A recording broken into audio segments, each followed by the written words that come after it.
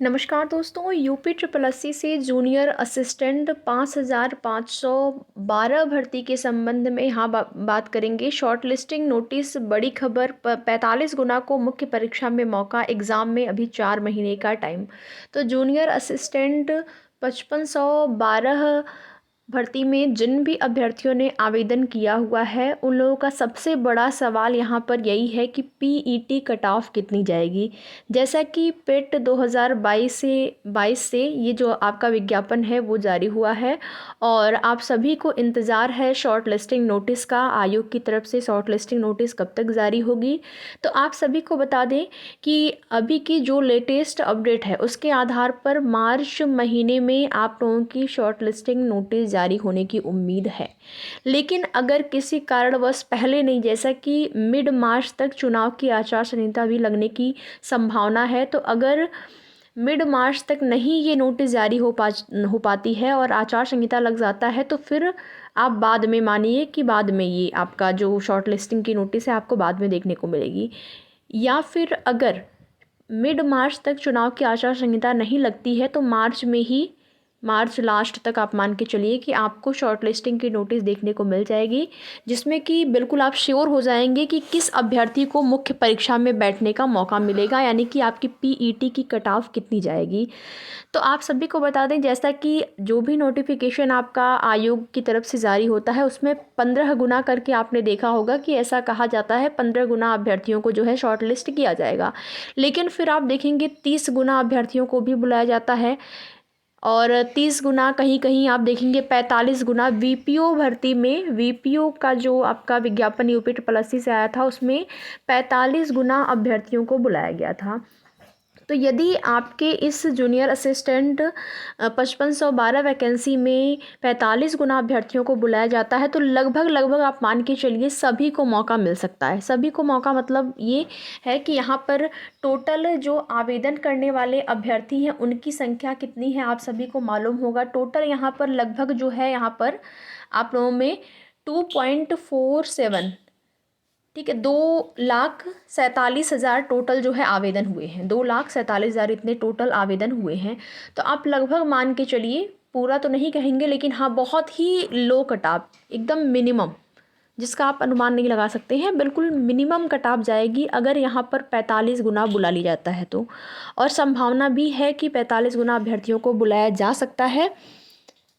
तो जिन लोगों ने भी आवेदन किया हुआ है और यदि यहाँ पर 30 गुना अभ्यर्थियों को बुलाया जाता है, 30 गुना, तो लगभग 1,70,000 के आसपास अभ्यर्थियों को मौका मिलेगा। तो भी आप मान के चलिए कि 40 से कम ही पीईटी 2022 में 40 से कम पर भी आपको यहाँ पर मुख्य परीक्षा में मौका मिल सकता है। तो कट ऑफ को लेकर अभी आपको बिल्कुल भी परेशान नहीं होना है। आयोग से ये भी सूचना है, कुछ अपडेट प्राप्त हुई है, चूँकि इसको लेकर कोई ऑफिशियल नोटिस नहीं है तो फिर 100% नहीं भरोसा हो पाता है, क्योंकि आप सभी जानते हैं कि यूपी ट्रिपल एससी आयोग में जो भी वैकेंसियाँ आती हैं, जो भी भर्तियाँ आती हैं, उसको लेकर जो भी अपडेट प्राप्त होती है ज़रूरी नहीं है कि बिल्कुल 100% सटीक हो जब तक कि ऑफिशियल नोटिस नहीं जारी होता है। तो यहाँ पर भी यही हाल है कि जब तक नोटिस नहीं जारी होता है, चूँकि ऐसी सूचना प्राप्त हुई है, तो आप सभी को बता दें कि यहाँ पर सभी अभ्यर्थियों को मौका दिया जा सकता है, ऐसी अपडेट प्राप्त हुई है। तो अगर यहाँ पर सभी अभ्यर्थियों को मौका भी दिया जाता है तो ज़रूरी तो है नहीं कि जितने आवेदन हुए हैं सभी अभ्यर्थी एग्ज़ाम देंगे ही, ठीक है, बिल्कुल ज़रूरी नहीं होता है। आप देखेंगे जो भी परीक्षाएं हो रही हैं, अगर कुछ परीक्षाओं को अगर आप छोड़ दें तो लगभग 20 से 25 या 30% के आसपास तो अभ्यर्थी जो हैं अब्सेंट होते ही हैं परीक्षा में, ठीक है। प्रेजेंट अभ्यर्थियों की संख्या लगभग 70% के आसपास होती है, यानी कि 30% अभ्यर्थी हर परीक्षा में ही जो आवेदन करने वाले होते हैं वो परीक्षा नहीं देते हैं। तो यहाँ पर लगभग आप ये मान के चल सकते हैं कि सबको मौका मिल सकता है। तो अभी के लिए जब तक शॉर्ट लिस्टिंग नोटिस नहीं जारी होती है तब तक आप लोग अपनी तैयारी जो है वो करते रहिए। बाकी आपका सिलेबस आप सभी को पता ही है। सिलेबस के आधार पर जो आपका जूनियर असिस्टेंट की अभी 1262 वाली वैकेंसी है उसमें का जो भी सिलेबस है उसी के आधार पर आपको तैयारी करना है। और परीक्षा की तिथि को लेकर अगर बात करें तो यहाँ पर संभावित है जून 15 जून के बाद ही आपकी परीक्षा कराई जाएगी, यानी कि एक लंबा यहाँ पर टाइम है आपको अपनी तैयारी के लिए। शॉर्ट लिस्टिंग नोटिस भी अभी जारी होने में, जैसा मैंने आपको बताया कि लगभग आप मान के चलिए कि मार्च के लास्ट तक ही आपको शॉर्ट लिस्टिंग नोटिस देखने को मिल सकती है, अगर चुनाव की आचार संहिता नहीं लगती है तो। नेगेटिव मार्किंग आप सभी को पता है 1/4 है, तो उसी हिसाब से आप लोग अपनी तैयारी करिए। बाकी जैसे ही आगे की कोई अपडेट प्राप्त होती है तो उसकी सूचना आपको दी जाएगी।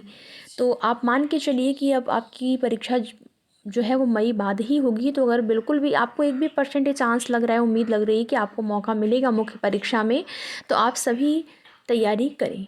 बाकी वीडियो में लास्ट तक बने रहने के लिए आप सभी का बहुत बहुत धन्यवाद। वीडियो पसंद आए तो लाइक शेयर करके, अगर चैनल पर नए हैं तो चैनल को सब्सक्राइब भी ज़रूर करें।